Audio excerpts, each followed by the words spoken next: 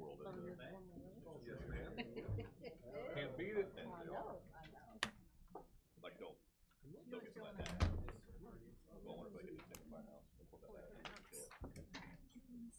That's my style.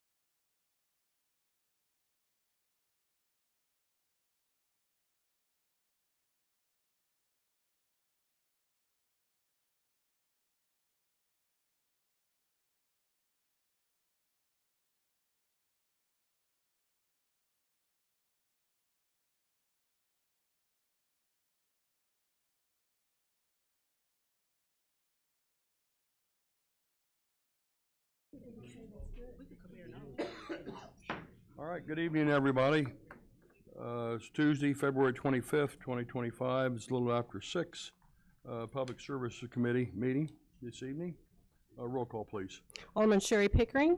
Here. Eve Ludwig. Present. Tricia T. Present. Robert Williams. Darren York. Here. John Cooper. Here. Chairman Rick Streebing. Here. 7 present. 7 present, thank you. Item number 2, approval of minutes for 1/28/25. I'll need a motion and a second to approve the minutes. So moved.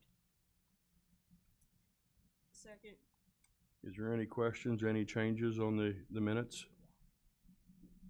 If not, all those in favor signify by saying aye. Opposed? The ayes have it. Thank you.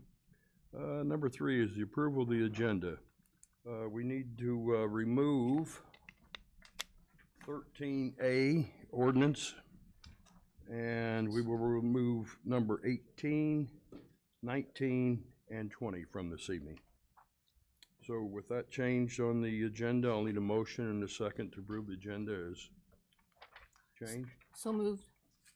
Second. All those in favor signify by saying, oh, I'm sorry.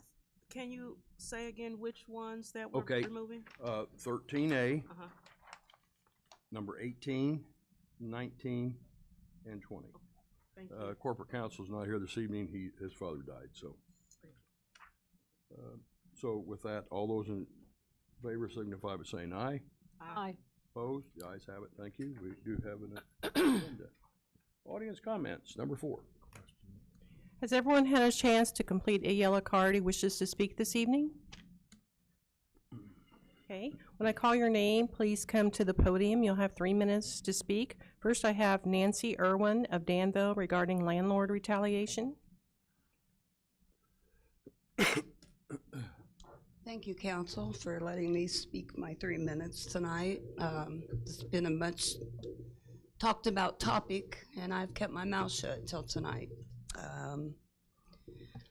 I would like to seek counsel to sit down and talk to me, as some of the statements have been said about me from Jack Property, Jennifer Garcia, Carlos Garcia, everybody's names out there. I came to the city in June, actually, long before the July accusation of Carlos Garcia, because I was being charged for roach spray that Carlos wasn't charging me for. His wife found out about it, and I got a 10-day eviction notice. My neighbor, thank God I have her, paid it. I had responded to the Garcias and was willing to go to court and explain my side of the story. Apparently I've been accused of getting a letter on July 17th, which I have the letter here, that's clearly dated July 30th in Cincinnati, Ohio. That proves I did not receive this on July 17th. I have complained many times over the years of rusty water, a toilet faulty. Mr. Garcia actually flushed my water heater in December of 23. It was nasty. This has gone on and on and on. When I requested maintenance, I was told I could find a home that the owner could properly pay for and take care of. I went to Facebook and posted this. Thankfully, John Cooper reached out to me and told me what to do. I came to City Hall. July 31st, I filed complaints to the inspector. I actually talked to you, Mr. Williams, Mayor Williams, excuse me, August 1st, and told you the entire story. I'm not at liberty to tell it all tonight. Trying to hit on key things. Numerous eviction notices till the end. I could give you dates. I could go on and on. I'm trying to put in all I can for my 3 minutes to stand up for myself and my rights. I come to the city because I thought the city was here to protect me, and got pushed aside and got pushed aside and got pushed aside. And on September 18th, Sandra Finch, excuse me, who's since been terminated from her position here as Human Resources, has been through with me through all of this, filed my retaliation case. Nothing was said. I went to the city attorney October 11th after court, not because I went to court, but because I wanted to know about the ordinance. No one could give me any answers. I'm here. I need answers. I need my case heard. You need to hear my facts and my proof on my phones and my texts. And I'm shaken and I'm nervous, and I think that's all I have to say. Thank you. Question. Yes, go ahead. You know, we've delayed this thing. Are we putting this on the agenda for next month? Yes.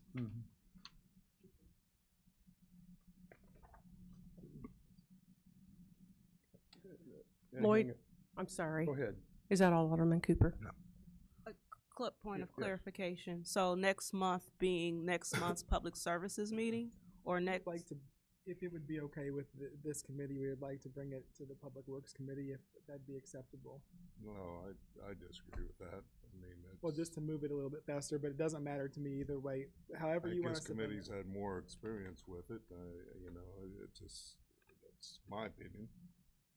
I mean, That's fine. we've dealt with it for 2 or 3 times, and we've delayed it 2 or 3 months. I don't know another month is gonna hurt anything, but I'd rather it be heard through this committee. I think we've got ideas on it. That'd be fine. It'd be also great to have those ideas shared with us. And I know that, I thank you, Vice Mayor and Alderwoman Pickering, for doing so. And when will we be receiving the paperwork? Pardon? When will we receive the paperwork? Well before then, I just sent you an email just before this requesting to reconvene the subcommittee one last time, hopefully next week. For Okay. final revisions. Okay, thank you. Yes, ma'am. So do we know the condition of her now? I mean, is she evicted out of the home? I'm evicted and staying with a friend. I have no home this time. Because it went on my residence. And so we gotta still wait 2 weeks. That's for the ordinance. Unfortunately, the council has not been dealing with her specific case. We have never dealt with her specific case because there are processes in place that she was utilizing to deal with her specific case. The only reason that any case, and I think I said this last week, but the only reason that any case came up in this chambers is because we were talking about multiple cases as examples when we were asking questions about the ordinance. But we've never, as a council, dealt with any citizen-specific case.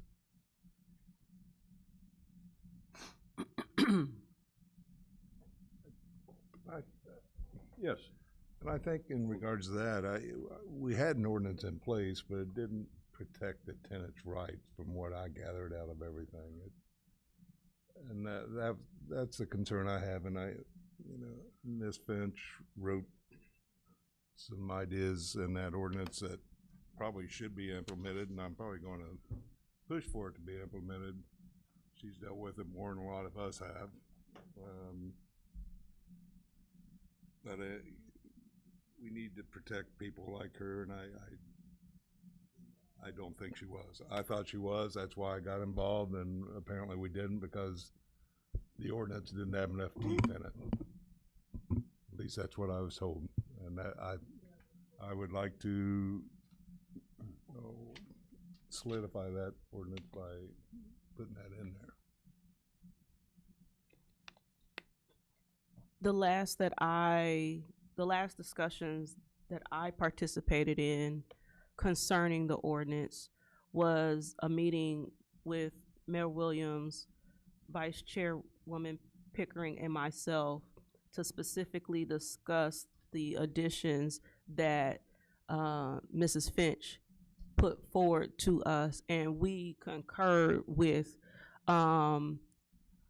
pretty much everything that she said. I think there was only like one detail as it related to appeal, as it related to who would handle appeal, but everything else we concurred with. So my understanding would be that I'm not sure if there's, I'll be honest, I don't know if there's a need for us to have another meeting. My expectation was for the paperwork to come forward unless there's some legal issues that legal has with what was put forward, because I think the three of us already agreed and came to a conclusion on what should be in it. and what we looked at was specifically the changes that Ms. Finch had made, because everything else was pretty much squared away prior to that last set of conversations. So I haven't seen anything or heard anything since. So, but my expectation would be to vote on what we had already worked out, because we had already worked it out. Vice Mayor, if you recall during our discussion, there were a couple of things that you all asked me to run by legal counsel, and I did. And so there were some suggestions that they made for keeping the general framework, but some alterations. And so that's what I want to discuss with you all before I bring a final thing forward, because I want to make sure that the committee has a chance to. Okay. And I would like to meet. Thank you. All right. Yes. And so instead of coming back next month, then we're gonna come back with a solution and not a discussion about what we can do for her. Is that the I think we're way I understand? I think we're looking at the ordinance. That's that was the whole thing, is getting the ordinance, everything written down the right way, and it's never been done. They discussed it and talked about it, and what happened to this lady, we knew nothing about until they brought it up here at a city council meeting. Nobody knew her name, nobody knew her, nobody knew anything of any of this, except maybe the people that were on the committee. No, Ms. Finch. no, you're we right. didn't know either. I'm sorry. You're No, right, we she didn't know said either. August. It only came up in here. The majority of the conversations that have been had, as a generality about cases, have happened here, and it was, hey, there was a case that was referred by, right? There was a case that was referred by Alderman Cooper. Alderman Cooper knew who he was talking about. Nobody else knew. We knew enough vague details to know it was Alderman Cooper's reference. And this particular case was not, I need to say this multiple times, this particular case was not the only one that was brought up as an example. Because I specifically recall asking Ms. Finch about a case that I had referred, and the complainant was a male. And I remember, okay, so like the case that I brought up, and I think there were at least 3 different examples of different cases that different aldermen knew about, and said, hey, using this as an example, what could have happened in this case if this language was in the ordinance at that time? That was it. And I concur exactly with everything you're saying. Nobody knew who the parties were. No names were ever mentioned, and none of that was even on our radar, nor we weren't even paying attention to any of those details, because what our focus is and has always been was the ordinance.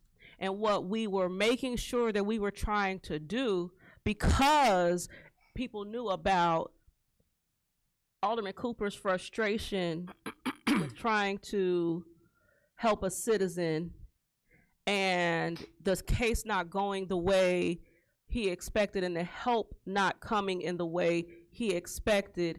It was, okay, well, we know about this. How can we make sure that that doesn't happen again?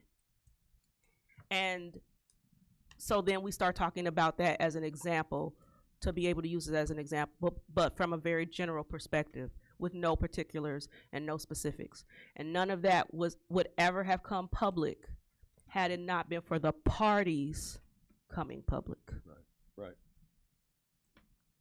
That answer your question, Mr. Butler? Not really. Yeah, because we've been talking about this here about 2 months. We're talking for longer than that. Yeah, you're right, or longer than that, and then we don't have any solutions during that time. I mean, we need to get another committee. You have to find some kind of solution here. So now she's kicked out, living with somebody else. I mean, it's fair to, we should have took care of it, like you said, it was longer than 2 months. I mean, why are we dragging our feet on all this? No one is dragging their feet, but there have been, if I may, no one is dragging their feet. However, there have been extenuating circumstances. We've had several staff members that have been very sick. we had family members in the hospital, and then Corporation Counsel's father died. And that's why you don't have a final version before you this evening. There are a few things legally that they need to address to make sure we get it right, because I think the most important thing that we can do, Alderman Butler, is get it right so that we can make sure that we protect our citizens. And so that's why I've asked for the committee to get together one last time this next week and to bring this before you. And as I said, I would welcome bringing it to Public Works, but Alderman Cooper doesn't support that. That way it could be addressed faster. But it's up to y'all. Okay. Anybody else? Yes, I have Lloyd Randall of Danville regarding traffic stop issue. Good evening, everyone. I'm going to pass out some information for you guys, and I don't have enough copies for everyone. So if you want to start here, Mr. Cooper, and pass it down. Everyone can also take a 2023 data report that comes from IDOT on the traffic stops. I want to begin by saying that I just had eye surgery, so I'm having trouble seeing. I want to begin by saying that I appreciate the robust discussion about the issue at the end of last week's council meeting. I think we're making some progress because we're starting to look at what we think we might want to do. My effort will always be around the statistical data because that's where the rubber meets the road. So as you guys have had discussions around some of the things that you're having difficulty understanding in the numbers, the reason why you have to have a report like this is the Urbana report. It's very detailed, and it's detailed because you got to get to the detail of why these stops are occurring. What I just handed you is the statute about the data collection, okay? So that you understand the legitimacy of this concern, and it's a law. It's a 2003 legislation passed by Obama, joint legislation about data collection, and it's just something that has happened, and it happened as a result of a disparity in traffic stops. It just wasn't something that they thought they should do. It happened for a reason. Sample number 2 on your page is the type of data that goes into, or the kind of information that goes into these reports. Sample number 3 is the 2021 report, and then the last page is the stop information that we pass out to residents to help them understand what their rights are when they're stopped by law enforcement. The other thing that I want to share with you guys is that you talked about finance, how you pay for this. You don't want public funds to be a part of this. There are recommendations out there about monies that cities have already, general fund money to be specific. But I told Mr. Cooper I'd come back at the committee meeting next week because or next month, sorry, and I'll be talking to him about some recommendations that Kadeem Bennett, an attorney for the ACLU, has suggested that we look at funding through some other sources because there's some other sources that are funding initiatives like this. So we'll have an opportunity to talk about that. We're also talking about legislation, and we're talking about some ordinance changes. And lastly, for you guys to get an idea, this is the Illinois Vehicle Code. This is what his team uses to identify violations. And we're saying that because of pretext traffic stops and an invasion of people's lives through a pretext, this is the tool that's being used. So there's a lot of information here. If you want to take a chance to look at it, I'd be willing to share it. I'll get you a copy of this. And if any one of you want to talk to me personally, please feel free to give me a call, okay? Thank you, Mr. Randall. Thank you, sir. That's all I have, Chairman. Yes, go ahead. Well, Trish, you're first. Go ahead. Well, this is a situation that just isn't going to go away. I mean, it just, if a study's required, you know, I've been to 2 meetings. I left I went to the last meeting we had, and it was pretty well attended also, and it must be a concern of a few people. Whether I agree with it or disagree with it has nothing to do with anything. Next month, I would like to put this on the agenda and discuss the possibility of doing a study on it, look at ways to finance it, and at least we can take a vote on it. If we shoot it down, we shoot it down. We pass it, we pass it. But I think it's worthy of a discussion on our agenda next month, and I'd like to do that. I think we can do that. Yep. Yes, Ms. T. So the tables that are in here, so we have the 2021 and the 2023, these came directly from the IDOT website? Yes. And then, is there, I'm assuming that this is a screenshot. Is there a, Sean Barbarette is over the IDOT reporting system. yeah. He sent that to me. What I was gonna ask is, do you know if there's a legend or something on the IDOT website where this comes from that explains what, for example, it says benchmark benchmark percentage of total. So I'm curious as to know, like, what the 25,916 and the 7365 are. What are those numbers? well, let me frame it this way. You guys had a conversation about benchmarks last week, right? So what you do, and the reason why you need a comprehensive review of the data is so that those benchmark numbers can be explained to you in the way they're compiled through all of the information that's gathered through the data collection system that relates to the traffic stop. Now, you referenced that you didn't know whether or not I had a background in statistics, but No, let me finish my point so that you kind of get where I'm going with this. If you allow for the review to go through the benchmark that you don't quite understand how it's calculated and all of the matrices that are involved in these studies, that's when you get a broader understanding of it. I'm asking Sean Barbarette for an opportunity to come to Danville to make a presentation for you guys so that you begin to understand how the process works. That way, we may not need to go as far as we think we need to go, because once we understand what the stops are all about, Alderman, you're going to understand the detail of how a report like this is generated and what the effects are on the folks that are being stopped. I'll give you an example. A couple days ago, someone was stopped on Hazel going north. I have the picture on my phone because a gentleman that saw the stop sent it to me. They were stopped, they got out of their car, they were searched, nothing was found, and they were let go. So that means that that stop didn't enter into the database, right? Because there was no ticket. There should be a stop card. No warning, no citation. Well, okay, so if it's not true, then your chief can explain to you how that works, because if that stop occurred based on a call that was generated, then that stop should be in there somehow. If we don't do the study, Alderman, you're not going to be able to understand what those benchmark numbers really mean. And I want to drive that issue home because you mentioned it last week in the meeting. So if you don't get the numbers, to your point about you're a numbers person, you got to understand the numbers.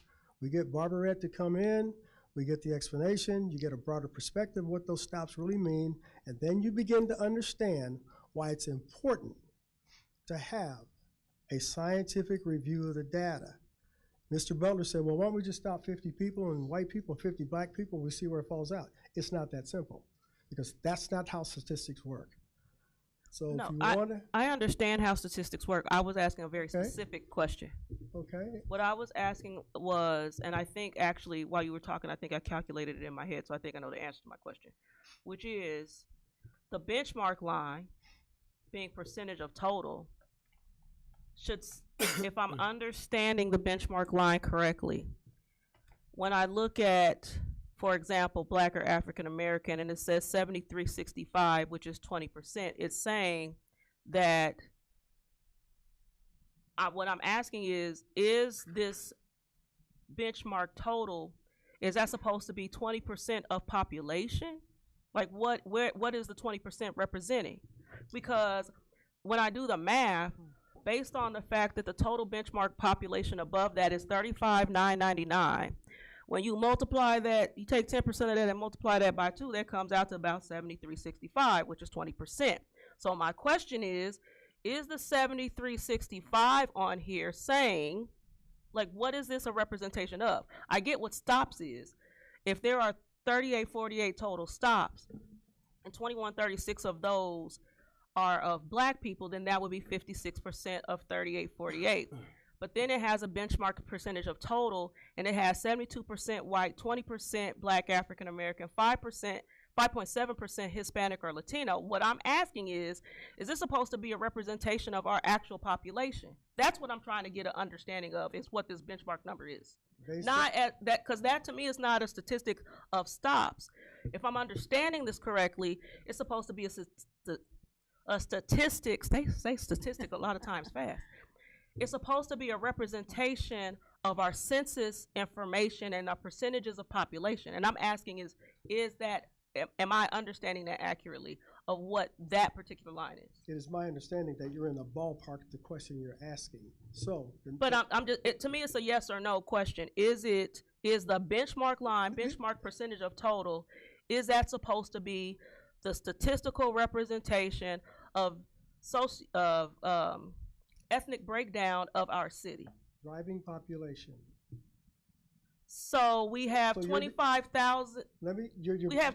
We have 25,916 driving population in Danville. Whatever numbers you guys kicked around with population that was so confusing last week about census data or the other reporting agency that reports your population, we've got to figure that out through a formal review of the data so that the numbers are right, so that you're comparing the right population numbers to the driving populations so that you can arrive at the types of variances that come out. Well, based on this is wrong. Because we know that our census, and I'm not. Have that conversation with Sean Barbarette of the Illinois Department of Transportation.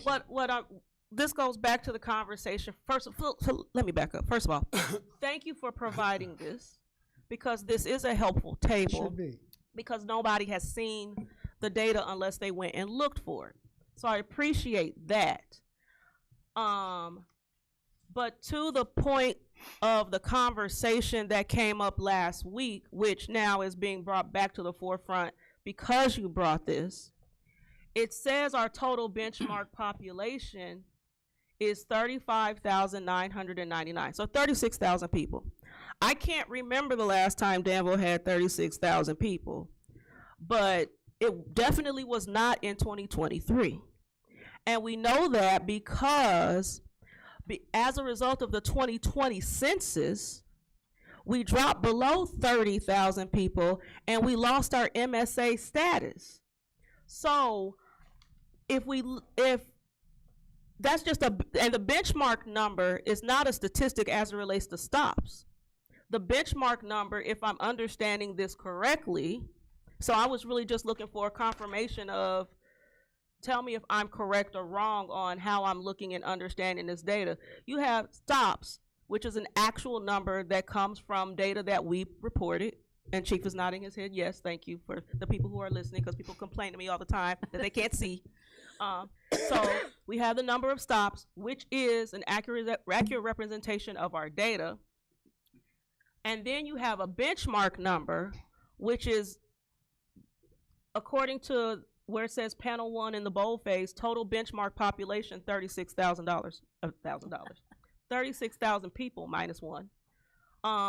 Then these benchmark percentages are saying they have a percentage in parentheses, and it says percent of total next to the benchmark number, and I'm trying to just get an understanding of what that's supposed to mean. I get that, for example, if we had, where's the total number stops? 30, I think that's 8. 3848, 2136 into 3848 is 56%. So if our population numbers, if this, what I'm trying to get at is that it seems to suggest that Danville's population is 72% white, 20% African American, 5.7% Hispanic or Latino, 1.6% Asian, 0.2% American Indian or Alaska Native, and then 0.04% Native Hawaiian or other Pacific Islander. And so my specific question was, is there a legend on the page Please that we answer could the go question. to? I'm sorry? Please answer the question. I want to know what your No, my question question was, is there a legend on the page that we can go to that tells me what these percentages are, that explains this? Or if not, do you know that if those percentages are supposed to represent our populations? I'm going to refer my response to Sean Barbarette of the Illinois Department of Transportation so that he can give you guys the broader, more detailed explanation of what that means. Okay. Okay? And last question is, do you know specifically, do you have a link or know where this can be found on IDOT's website? Yes. Can you send that? Go to Illinois Department of Transportation traffic study, and you'll pull up every police agency in the state of Illinois, and you'll have a report, and you can review the data. Okay, thank you. Thank you. Any more questions? Thank you. Thank you. Puts us item number 5, Chairman's comments. I don't have any. Puts us number 6, approval of payrolls for 2/21 of 25. I'll need a motion in a second to approve the payrolls. So moved. Second. Is there any questions on the payrolls for 2/21/25? If not, roll call, please. Alderman Williams, Yes. York, Yes. Cooper, Yes. Pickering, Yes. Ludwig, Yes. Teague, Yes. Streebing, Yes. 7 yes. 7 yes, thank you. Number 7, approval of vouchers payables for 2/25 of 25. I'll need a motion in a second. Put the vouchers payables. So moved. on table. Second. Got a motion in a second. Is there any questions on the vouchers payables? If not, roll call, please. Alderman York, Yes. Cooper, Yes. Pickering, Yes. Ludwig, Yes. Teague, Yes. Williams, Yes. Streebing, Yes. 7 yes. 7 yes, thank you. Puts us to item number 8, City Clerk's Report, Lisa Munson. Not her items of information. Thank you, Chairman. I have nothing new to provide to the committee this evening. Does anybody have any questions on anything? Okay, thank you. Thank you. Puts us number 9, Community Relations. Rihanna Oles, Administrator, items of information. Good evening. I just have a couple of items I wanted to make sure we chat about. What's Brewing with Mayor Williams is a new initiative we're doing to bring the mayor to where the community's at. We know that they drink a lot of coffee, so we're starting off there. So join us on March 10th from 11:30 to 1 to have a casual conversation and get a good cup of coffee. And then the other big thing that we've been working on is a new ward map. So it's not changing the lines, of course, or anything, but it's just a little bit more clarification. And that's thanks to Mr. Jay Rufin, who brought that to my attention and helped me give and help guide us in what people are kind of looking for. So if you scroll down to the end of my report, you'll see that updated. It has the 4 major landmarks on there, so you can kind of guide from there. And then we also added additional street names, so it helps kind of figure out what ward you're in, and hopefully that will make it easier for citizens to access their alderman. That is all I have. Does anybody have any questions for me? Yes. Is this in addition to the other map that's there, or is this replacing the other map that's there? I used this one to replace it because this one is the same one. It just has additional overlays on it. So then, when a person goes into the system and types their address, will they still get the, okay. Yep, they'll still be able to access GIS, and we also added a link at the very top of this, so if they want to go straight to that and search their address, they can, and they don't have to even worry about looking at this one if they don't want to. Okay. Man, did you want to mention Danville's Got Talent? Oh, yeah, of course. Sorry. We have so many things going on. Sometimes I miss the big items. We have Danville's Got Talent coming up. That is March 7th. Tickets are $7, and that's with a $2 service fee. We have 15 contestants, so a bigger year than we've ever had. We have a youth division and an adult division, so come out and support. We're going to have donations available for the Fisher. If you guys saw their press release, they said that they are struggling currently, so we plan to have a QR code to help donations as well as buckets out for them. So come support First Fridays and the Fisher Theater, please. Is there any other questions? Okay, thank you. Puts us to item number 10, finance. Mr. Sweeten's comptroller. 10A, we have an ordinance amending section 30.08 of city code pertaining to the city of Danville financial policy. I'll make the motion to approve and dispense with the reading and ask for your approval. I'll need a second, please. Second. Is there any questions on 10A's ordinance? Yes. I John? imagine you're just trying to clean up everything the way it looks in here. Yeah, for the financial policy, we're cleaning it up and then increasing some of the reserve balances. Yeah, I saw that. Why the 3 million? Well, actually, so the kind of the rule of thumb is to have 3 to 4 months of operating expenses available at hand. 3 million actually only covers us for about 45 days of operating expenses, but we're using that as a jumping off point as we continue to build it up to actually meet our needs. I think the current environment we've seen where the state's now going to struggle to have money. We've had grants frozen a couple times on us. So knowing that we have money to cover the bills if something does happen is imperative. That's probably the biggest change you made in this from what I've seen. Correct. The only other major change was adding that there would be a reserve for the 310. Is there any other questions for Ms. Sweeten? If not, roll call, please. Alderman Cooper, Yes. Pickering, Yes. Ludwig, Yes. Teague, Yes. Williams, Yes. York, Yes. Streebing, Yes. 7 yes. Yes, thank you. 10B, ordinance amending chapter 30.02 of city code pertaining to purchasing policy manual. I'll make the motion to approve and dispense with the reading and ask for your approval. I'll need a second, please. Second. Is there any questions on 10B's ordinance? Pretty much same thing. Yes. On this one, we're updating the limits for purchase orders as well as items that have to come to council for resolutions.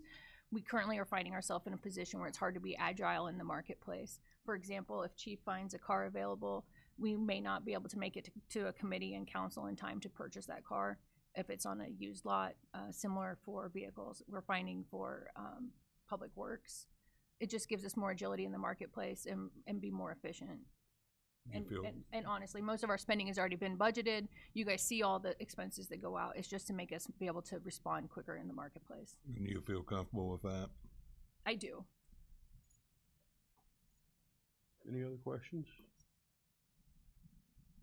If not, roll call on 10B, please. Vice Chairman Pickering, Yes. Alderman Ludwig, Yes. Teague, Yes. Williams, Yes. York, Yes. Cooper, Yes. Streebing, Yes. 7 yes. Yes, thank you. Puts us to 10C, C1, C2, and C3, fiscal year 2024-2025 cash flow and budget performance report, personnel monthly report, and risk management monthly report. Ms. Sweeten? Were there any questions on any of the reports that were provided? There weren't any standout items that I can think of. I don't know. Do you have one, Vice Mayor?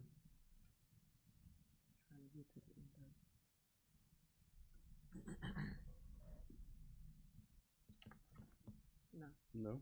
Okay. Thank you, Ms. Sweeten. Thank you. For items of information, I do have something I would like Okay. to address. Yes. Sorry, I'm gonna keep talking for a little That's bit. okay. So it came up last month when we discussed the GATA cipher and the city's position with that. It came to our attention at the end of the week that we have actually been put on the stop pay list. The reason being is that this was 2024 was the first year we received DCEO funding. So previous years we were, well actually the 2023 hasn't been finalized, the cipher hasn't. But because DCEO has a very specific 9-month timeline that they require the audit to be present. So while our other grantees have not, or grantors haven't, required that and be in place, DCEO has stopped that. When we talked to DCEO on the phone, they said very specifically that there was a federal guideline that kept them from giving us any kind of extension or exceptions, and that because of the federal portion of the funding, we would not be able to make anything that would make that change. The solution or the way we get off of the list is to provide the 2024 single audit. The treasurer will provide some updates on where we are with the reconciliations, which is what's holding up our audit currently. But we have as of this morning, we have a very good feeling that we'll be able to wrap that up in the next 30 to 60 days. But in the meantime, we will be on that stop pay list for, it's only grant funding. It does not impact any kind of tax revenue or any other payments. It's only grant funding. What about the grants that are not DCEO? So IDA, and I don't know whom else we might have grants with. Are those payments affected? They could be. The way it's worded and the way that DCO explained it is those organizations can choose to pay us. They can choose to pay us, or they can choose to withhold the payments. That's really like a agency by agency call. But have no doubt we will be reaching out to them to try to, sway them to be forgiving with us, offer some grace. And do we have an estimation of dollar amounts that are impacted from each agency? As we a month ago, we talked about how there was a freeze on all grant funding. So at that point, we had already kind of restricted what we were spending for grants because we weren't sure if the grants were going to be frozen again. And at that point, we did an inventory. Our risk was about $60,000 of funding that would be impacted. We do know that we will have some delays in payments for DMT, but we're still trying to work that out with their agencies, with IDOT specifically. Okay. Is there any other questions? Comptroller, I just might clarify that in discussion of this, this is not a loss of money or anything No, it's like just that. a delay. It's not a denial. All the funds we will receive all of the funds. It's just the timing of getting the payments. All right, thank you. What's this, item number 11? Fire Chief Aaron Marcotte has a resolution, 11A, amending Fire Division Budget 22, fiscal year 2024-2025 to create Fire Station 716 and Fire Training Facility Fund 717. I'll make the motion to approve and dispense with the reading and ask for your approval. I'll need a second, please. Second. Is there any questions on 11A's resolution? What are we doing here, Chief? Yeah, so basically we just wanted to establish a way that as we start spending money on these things or receiving grants for these things, we want a way of tracking that money so we all can present that to you in information and keep track of our spending on those items. Is this in relation to the 3 fire stations? Is that? Yeah, So coming up, the next resolution is about, getting the programming started and things like that. So it'd be where we'd stick that money so that we can keep track of how we're spending that money. And mostly because of the grants. So like the fire training grant that we have currently in waiting can't be spent on the fire stations. The fire station grant that we applied for can't be spent on the training facility. So that's why there's the 2 separate lines as well. So you're putting them all in specific line items? Okay. Correct. They'll be in separate funds so we can track spending. Okay. Any other questions on 11A? Not, roll call, please. Alderman Ludwig? Yes. Teague? Yes. Williams? Yes. York? Yes. Cooper? Yes. Pickering? Yes. Streebing? Yes. 7 yes. Yes, puts us 11B. Have a resolution approving a professional service agreement for fire station and construction project for programming services. I make the motion to approve and dispense with the reading and ask for your approval. I'll need a second, please. Second. Is there any questions on 11B's resolution?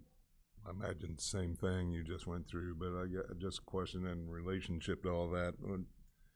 Is there a timetable that we will be presented as far as building the 3 or whatever plans you got?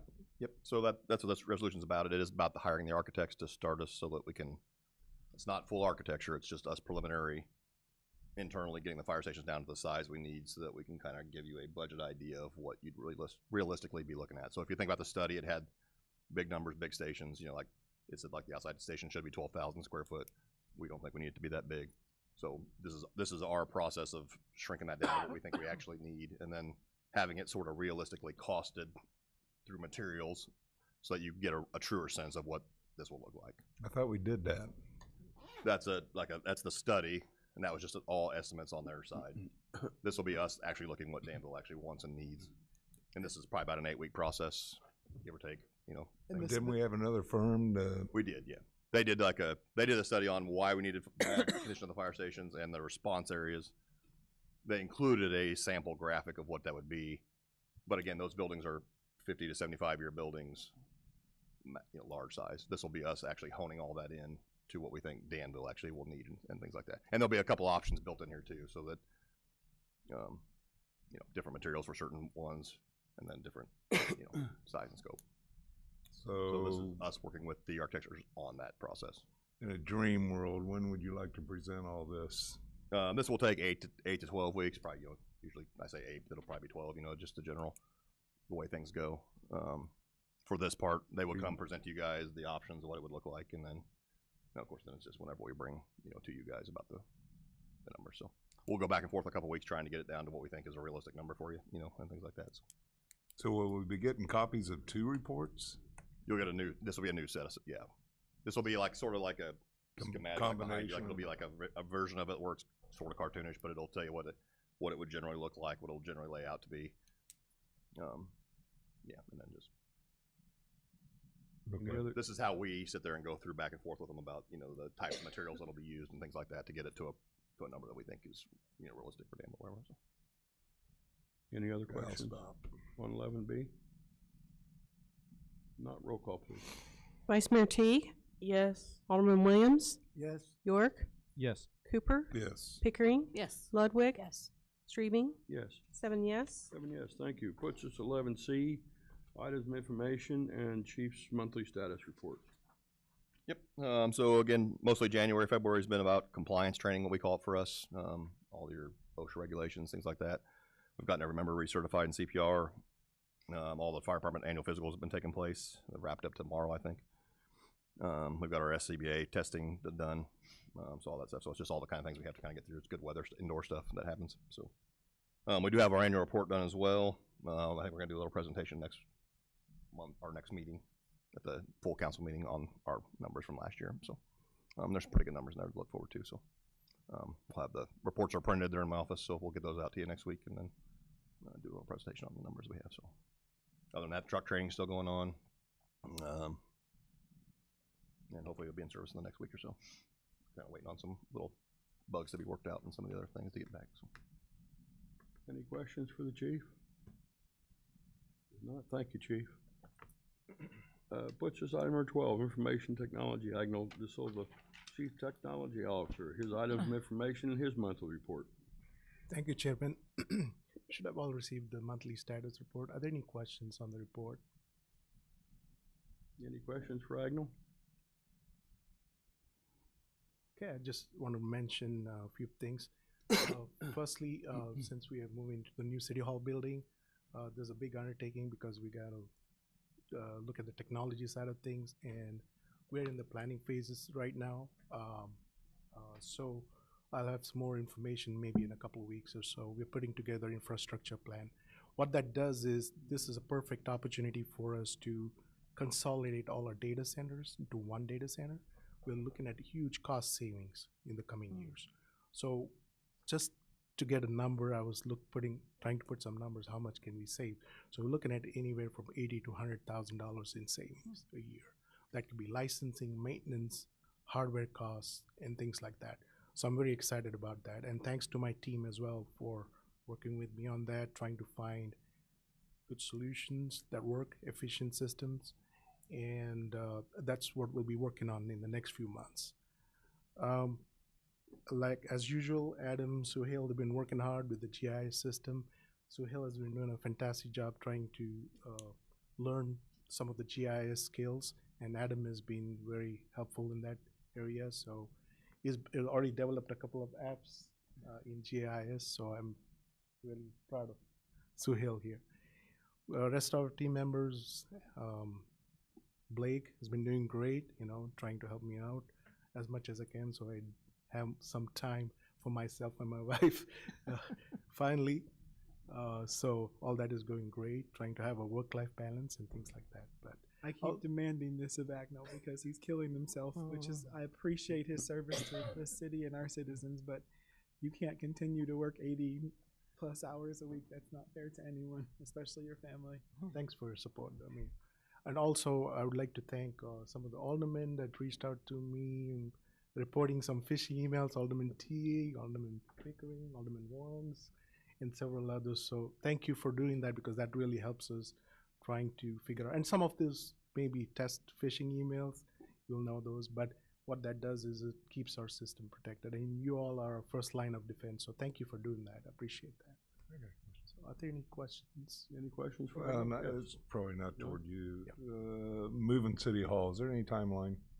So Logan is in the process of contacting consultants, and with some preliminary drawings, they'll be as soon as we have that set, we will have a better timeline. The good news is, I think where we're going to need a lot of work is in terms of technology upgrades, some wiring upgrades and things, electrical upgrades and things like that. The great news is the HVAC system is in good shape. The elevators are in good shape. We will have to put a roof on probably at some point. But a lot of the things that we're going to have to do are going to be less structural. We'll have to build a few walls here or there, but we probably shouldn't have to take many down or out, which will be good. All that just to say, we don't know yet. In a fast-paced scenario, there's a very outside chance it could be before Christmas, but most likely it'll be next spring. Bank staying or leaving? Staying. They'll be there at least through 2029, and they've told me that this is one of their more used and successful branches, so they would like to be there. The good news is, because of the rent and other things that they pay, that will probably cover the cost of at least the power bill there, which will be huge. To be another savings for us as well. And the drive up, they're disbanded, is that ours now, or is it That's going to be? ours, but they will continue, that's part of their continued lease.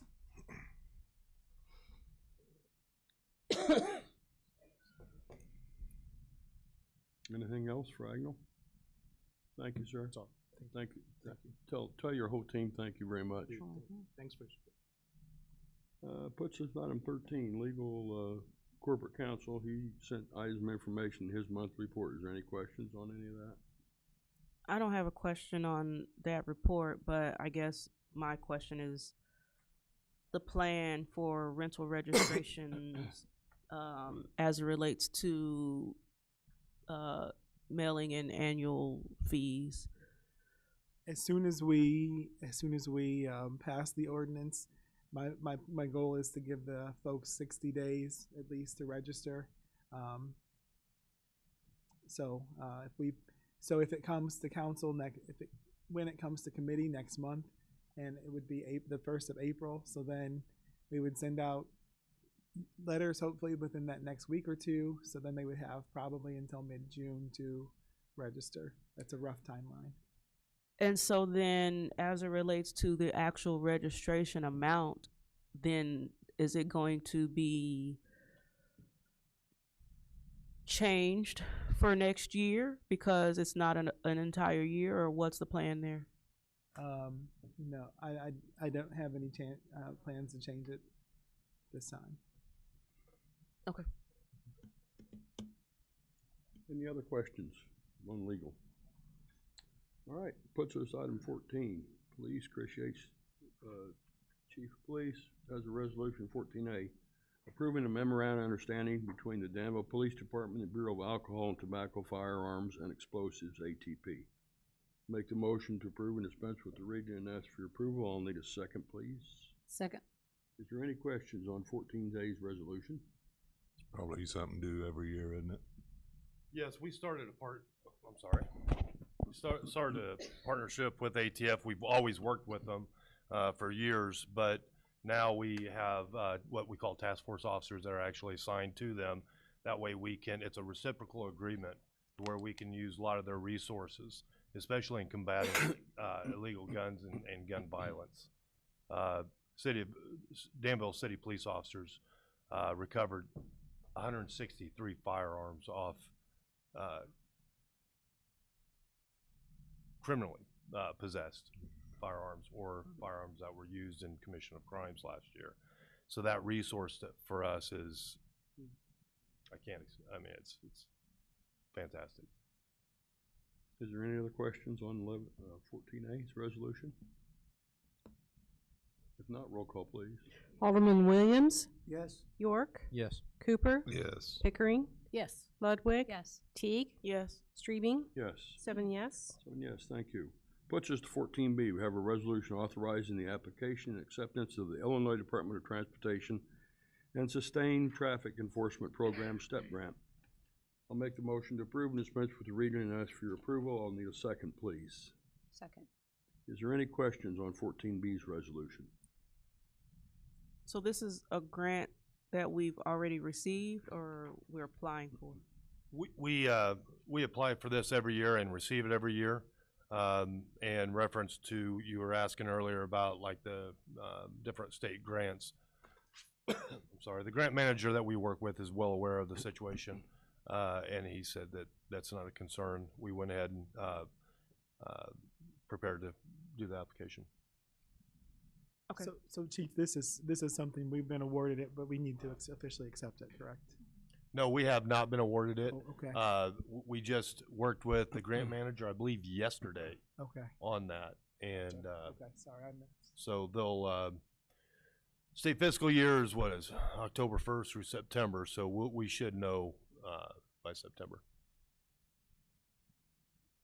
So then our status on the do not pay list does not keep them from awarding this grant to us. It doesn't prevent it. However, I'm sure that they have to put a hold and make sure that that stop payment is lifted prior to us being awarded it. Okay. If no other questions, roll call, please. Alderman York. Yes. Cooper. Yes. Pickering. Yes. Ludwig. Yes. Teague. Yes. Williams. Yes. Streebing. Yes. 7 yes. 7 yes, thank you. Puts us to 14C. We have a resolution authorizing the purchase of a police department vehicle and disposal of an unused vehicle.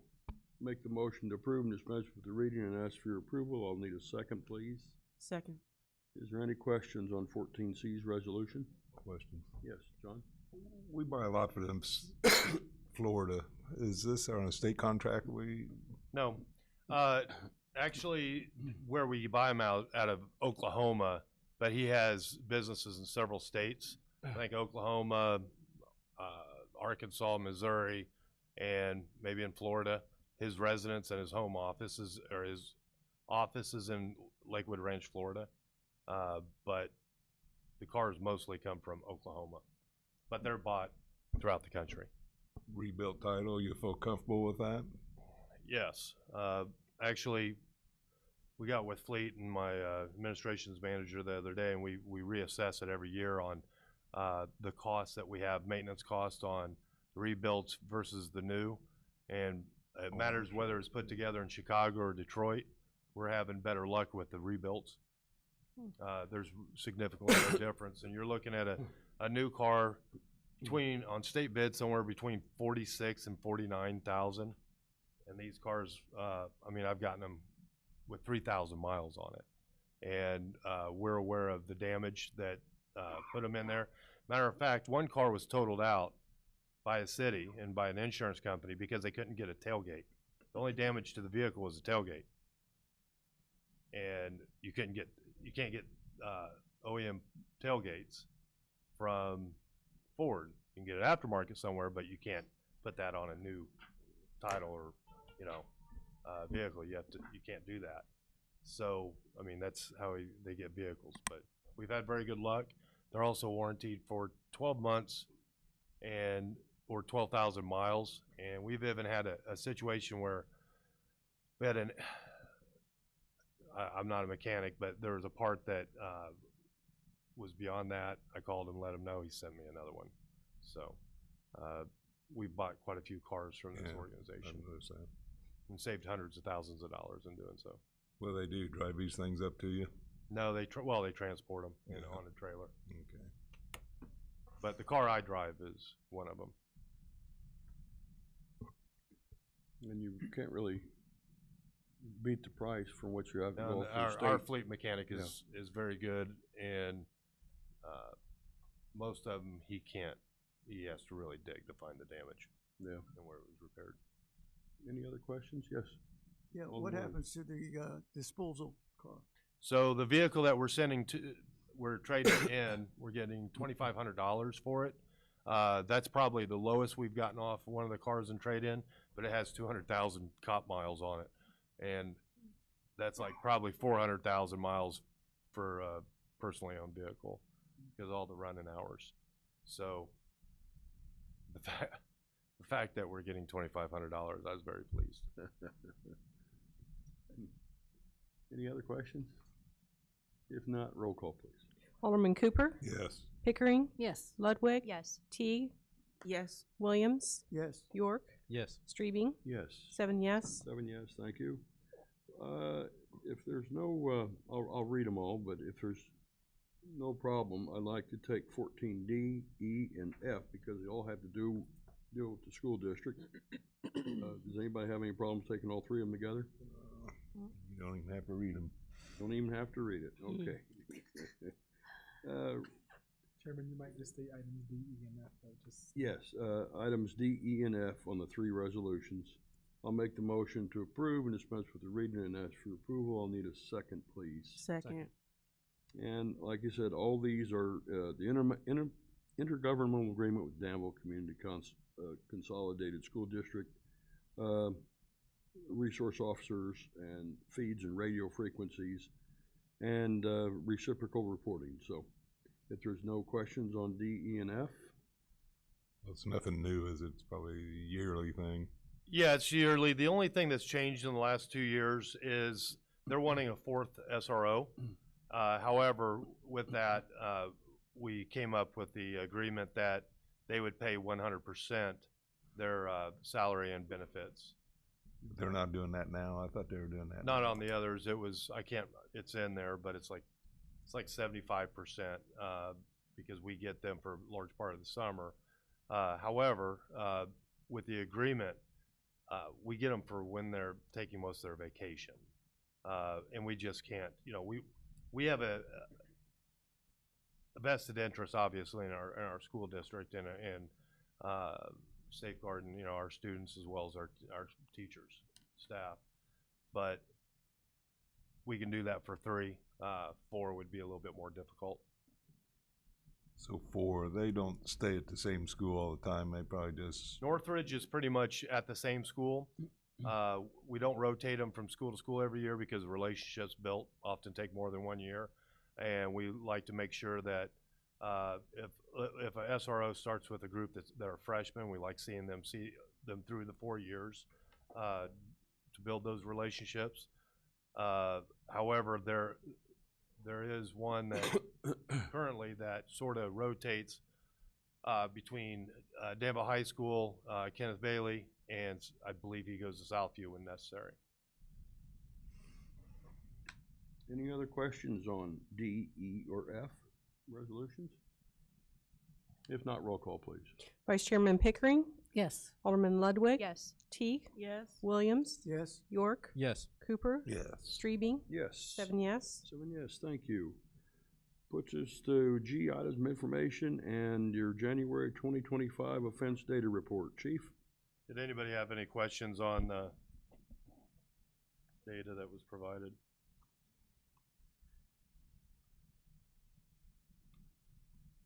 A lot there. There was a lot there.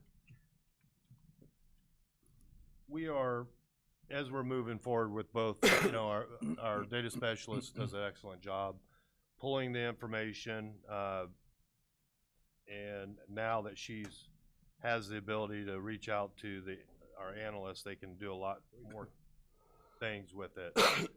We will have, just to save everybody from having a 3.5 hour council, we'll time it to where we don't do our presentation at the same time, but I will have it. It's on my desk now. I've got to do a couple things to it, but our annual report is also complete, which will have a lot of the things. Now, I just want everybody to understand when we go into, I think it's page 4 on the 25 year-to-date crime distribution. When you see those, I think there's 12 or 13 different offenses. Those were established, well, 5 years ago, over 5 years ago, whenever, because these were the ones that were most quality of life issues from our community and feedback from our community. So that's why it's just those. Obviously, there's a lot more So any questions on that? My one question, which I think I know the answer to, in your 3-year trend, the prior years, are those full year or those current time period for comparison? Well, one would be, it's only like month to month or calendar year to calendar year. So let me see. So not the graph, but the one that has the table where it has the crime categories, and then 23, 24, 25. Obviously, we're only That page 2 or page 3 would be at the bottom right. Page 3. Thank Page you. 3. I didn't see those. Thank you for telling me what page numbers were. Yeah, that's going to be January 3-year trend, January to January, or January compared in 2023, January 2024, and January 2025. Thank you. Okay. And then, such as on page, I don't have a 3-year comparison for year over year. The reason why we didn't is we're going to have that in the final report. In your final report. Yeah. Okay. So yeah, when I just when I look at these numbers, I can say that thefts were higher in January of 2023 than they are in January of 2025, and 24 was down from 23, but still more than this year. Yeah, and we pay attention a lot to the months on some things, but it's not the month. It's not the month that is the trend. It's the trend of year to year, and so we'll have like some months it'll just be exceptionally low or exceptionally high, but the quarterly, the annual is probably more that we really study and look at it, especially when it comes to resource allocation, and that's why it's important for us to make sure we have accurate data, because if you don't have accurate data, you're going to have poor allocation. So I don't want that to be a prelude to another conversation. But anyway, any other questions on that? Chief, how long have you had your statistical person up there now? Our data specialist we've had for about 3 years. 3 years. Our analyst that's has been the new position, right? June or July of 24. Okay, not quite a year. Okay. And honestly, and I think Agnell can probably speak to this, what we're able to do in the amount of time, manpower hours, and when you have different issues and challenges, you may throw a lot of things at it and see how it bounces off. Does it stick or does it bounce off? What we've noticed since we've been utilizing the tools that an analyst can provide, we're able to make more accurate throws to where more things stick, to where it saves us time on the back end in finding what those solutions are, especially when we talk about community policing, okay? The main component in community policing is problem solving within the community. Not the police solving the community's problem, but the community and the police identifying the problem and solving it together. And when we have this type of these tools, both with our data specialist and our crime analyst, we're able to get much more accurate, much more efficient response and actions. I like to say proactive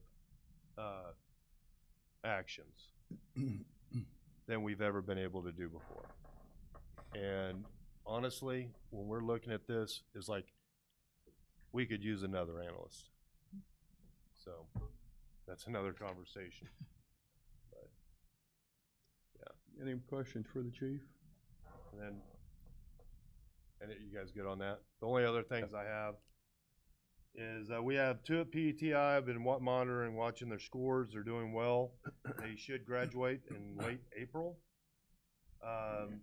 We have an excellent, probably the best list of candidates that we've had in 5 years.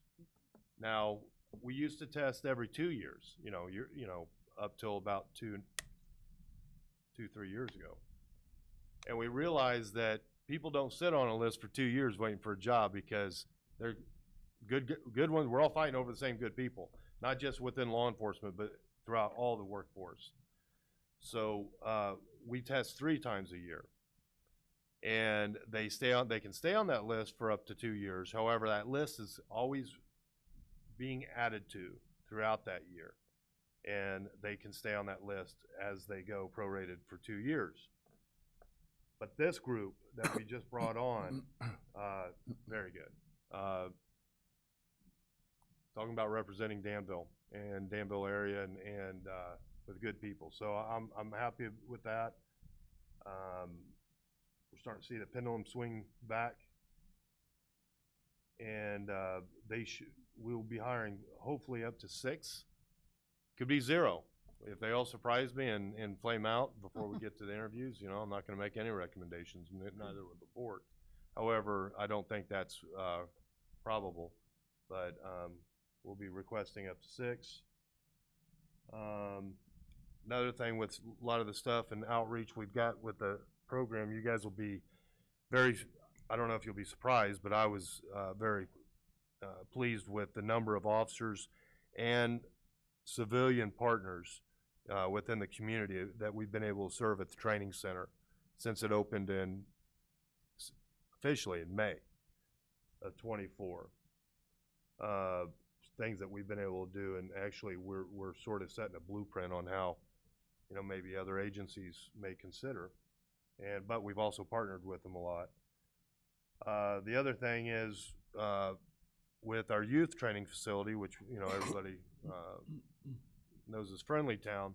I just got a notification the other day that another school district is wanting to utilize it as a venue for some of their kids to model the training that we do to over 400 kids just for our safety training. We're not talking about the 1,200 or 1,500 more that we had out there. But so they're wanting to utilize it in between when we have void weeks or down weeks out there to use it for their school district as well. So that's going to bring on a lot more children. And hopefully those children will want to someday move into Danville and be productive citizens. Either way, that's an outreach. It's really, I'll say I was shocked at what we've been able to do out there. And I think I hit the other one on the review. And also we're starting to we just put out applications for the Citizens 2025 Citizens Police Academy. That'll be held out at the training center again. Alderman Streebing, you went to the last one, wasn't it? Yeah. So I strongly recommend, whether you're in the audience or on this council, you're welcome to attend, and I think you'll enjoy it. It's very interesting, and a big difference from when I went back in 2002, 2003 versus. Just a few changes. More than just a few, believe me.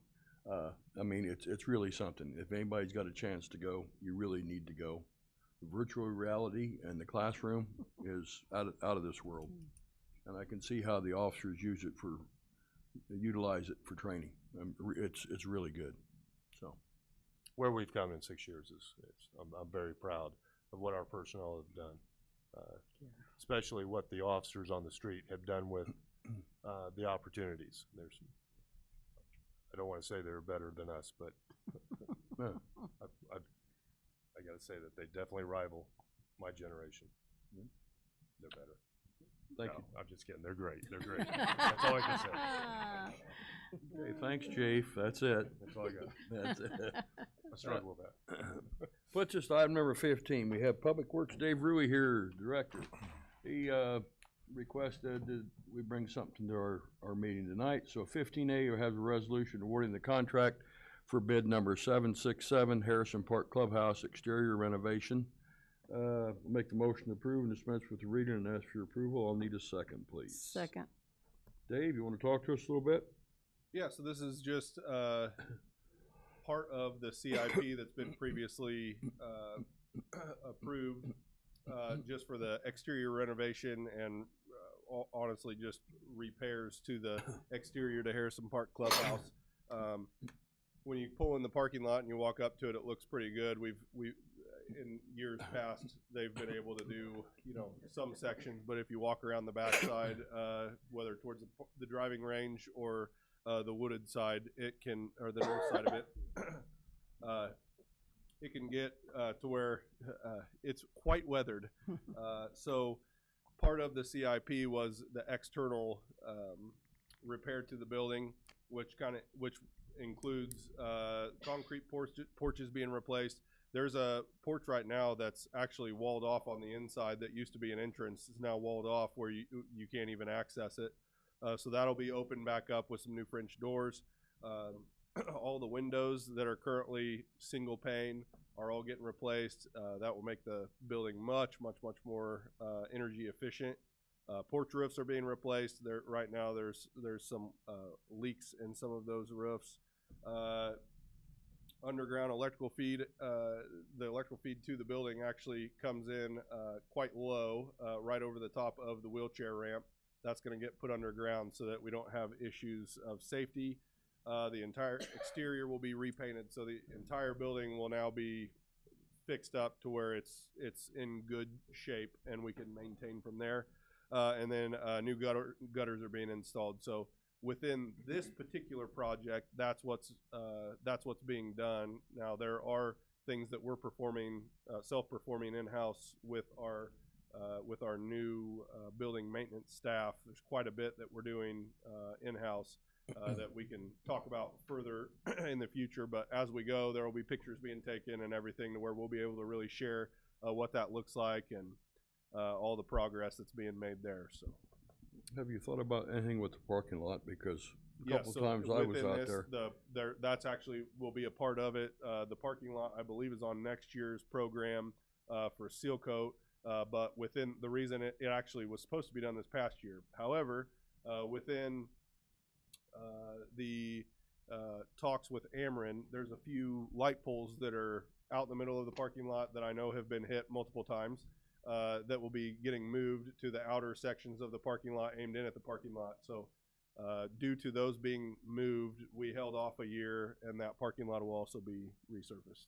Well, I was going to ask about the drain because one of the last times I was there, you lost about 15 spots because it had rained, and it was so bad it wasn't draining. We'll do some investigations. And it was so bad that you literally had to park clear out in the South 40. Okay. So. Yeah, we'll add that to our list for ourselves. It's the big one, just before you get ready to walk into the main entrance. I mean, you can't miss it. Okay. So, anybody got any questions? Just one. Dave? Yes, go ahead. $120,000 difference between the bids. Any reasoning on that? No, things have been quite crazy lately, and I think projects align better with certain contractors than others. Two, I would say some contractors are hungrier than others right now. But as far as any reasoning why, it's hard telling.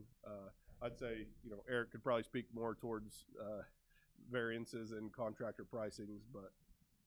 Well, when you put this out for bid or anything out to bid, say new windows, are they all quoting the same window or? Yeah. Okay, so it's the same thing, everybody's, 120 just seems high. Yeah.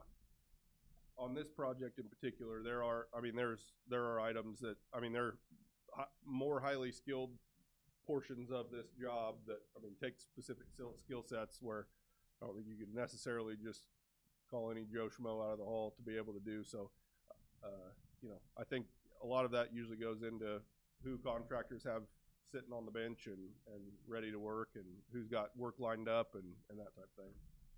This come in a lot lower than what you expected? Yeah. Okay. As I believe we were looking more at the high end of the numbers here were more of what we were expecting to see. So. Okay. Any other questions for Dave? If not, roll call on 15A's resolution. Alderman Ludwig, Yes. Teague, Yes. Williams, Yes. York, Yes. Cooper, Yes. Pickering, Yes. Streebing, Yes. 7 yes. 7 yes. Dave, you got any items of information for us? I do. I've got two things. Number one, just in going with our purchasing policy, which once again, I guess I would also call attention to the fact that this is another type of a case where the adjustments that we've proposed to the purchasing policy would be affected. But we had two manholes replaced as an emergency during a project. They were found when the lids were popped. The manholes were old block manholes and seeping out on Williams and Stroop? Williams and Stroop, I think. I think it was Williams and Stroop. But in the Williams overlay project this past year, a few months ago. Anyway, those manholes were replaced. They had to price out to get those custom made because of how many lines were coming into them, and it was a nightmare. So anyway, we had voids under the pavement and everything, needing to get those repaired. So those got repaired.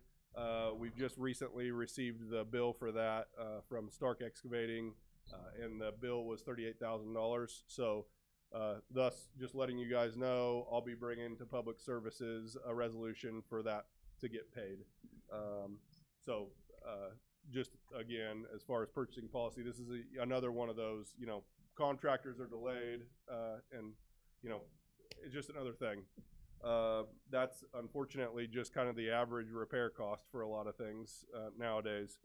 And then the other one is I'm requesting that you all can approve us to bring a resolution directly to Public Services for the acceptance of the OSLAD grant for Garfield Park project.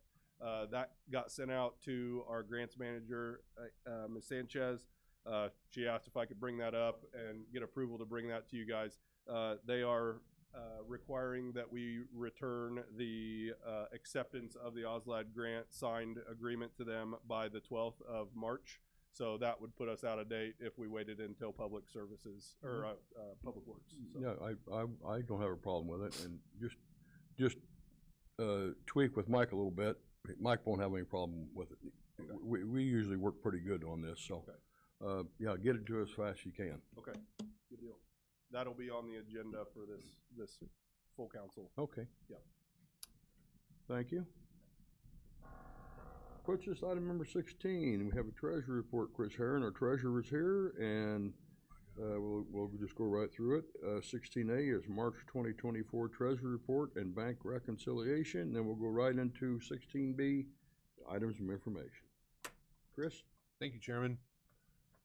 Okay, so I'm submitted today the bank rec tracker that we try to submit every month, so you can see the progress there. And we've submitted the March 2024 Treasurer's Report. The reason why we don't have the April report was we've been having multiple meetings with CLA, with the Treasurer's Office, and with the Finance Office, and our bank rec specialist, Pat Owens.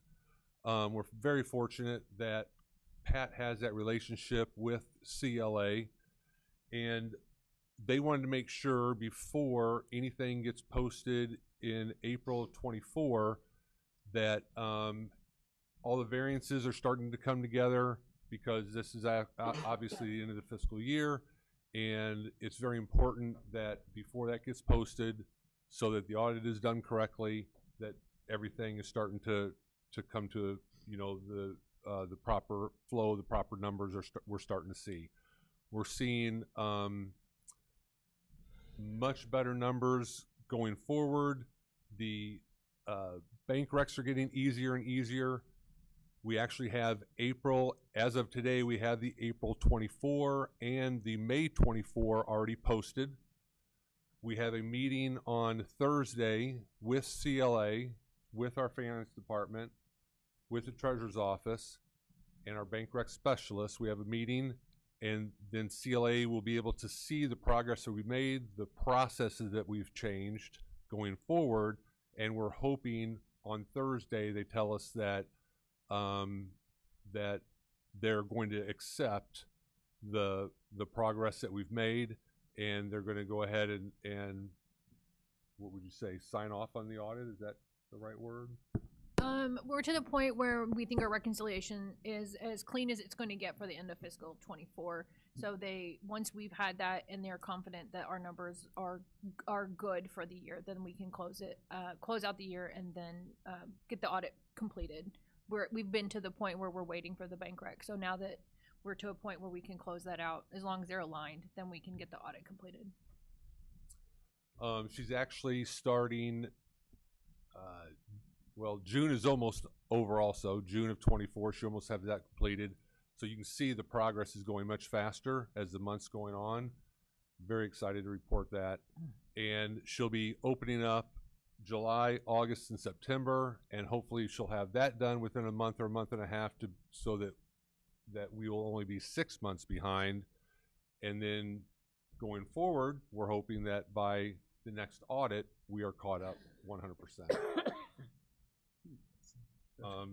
So I just can't thank enough. I'm so grateful that we have Miss Owens that has taken us this far, and we have the relationship, that she has the relationship with CLA, that we have the relationship with her, that we have the relationship with the finance department, because we're all working together for this. And I don't think it could go any smoother than what it's been doing, because of all the relationships and everyone's hard work and effort putting into this daily.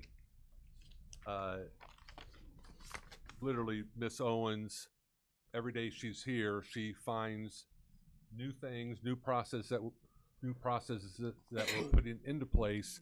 But she's going to everyone, all the departments in the city, and we're finding specific errors that are going on that are not going to go, that we're not going to have going forward. We also have a meeting on this Thursday with Harrison Park and the pool manager, what's her title? The wellness manager. Wellness manager. And so a meeting like that, we're bringing them in so we can get a process with them before the year starts of how they are going to be bringing their money to us daily or semi-daily, or just what it looks like for them, so that it goes in correlation with how we need the bank rec to be done. So an example of that would be, I think last year or years in the past, say the golf course does a deposit with us in finance, and they might have the end of the month and they might have the beginning of next month in that deposit. Well, that's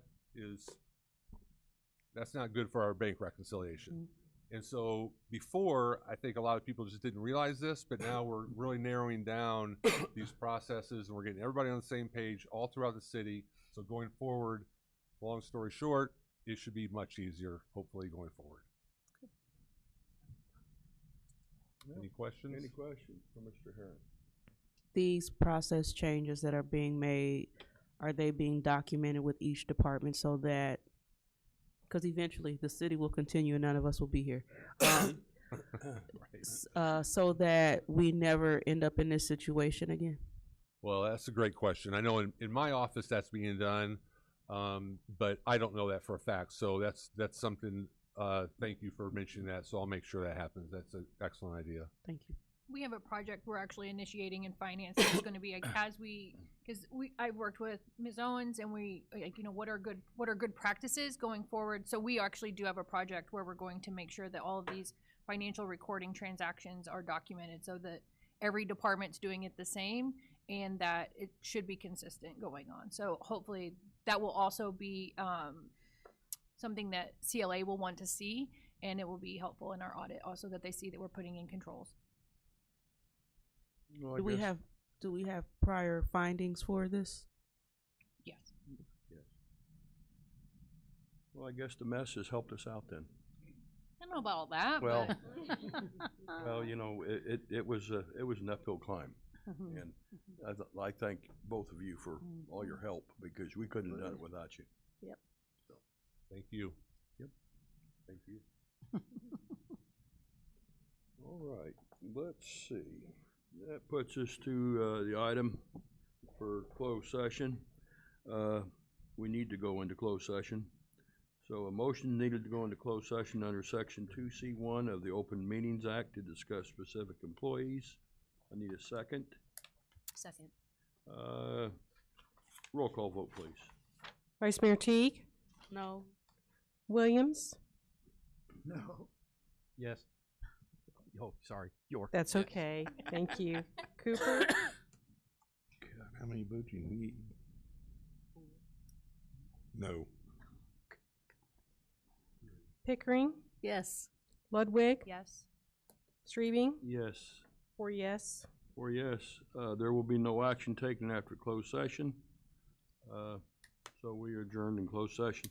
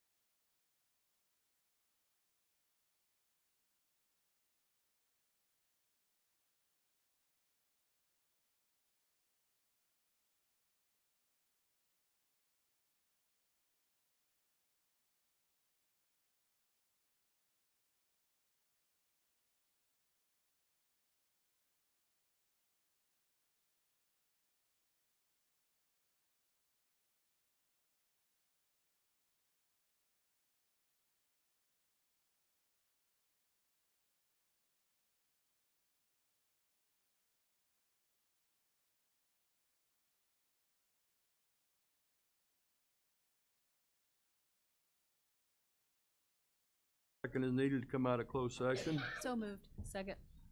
I guess roll call?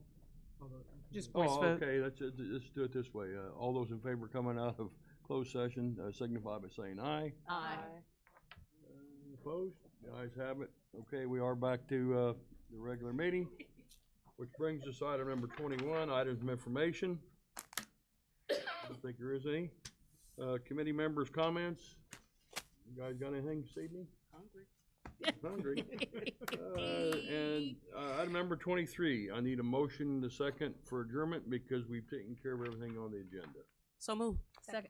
All those in favor, signify adjournment by saying aye. Aye. Opposed? The ayes have it. We are adjourned. Thank you, everyone.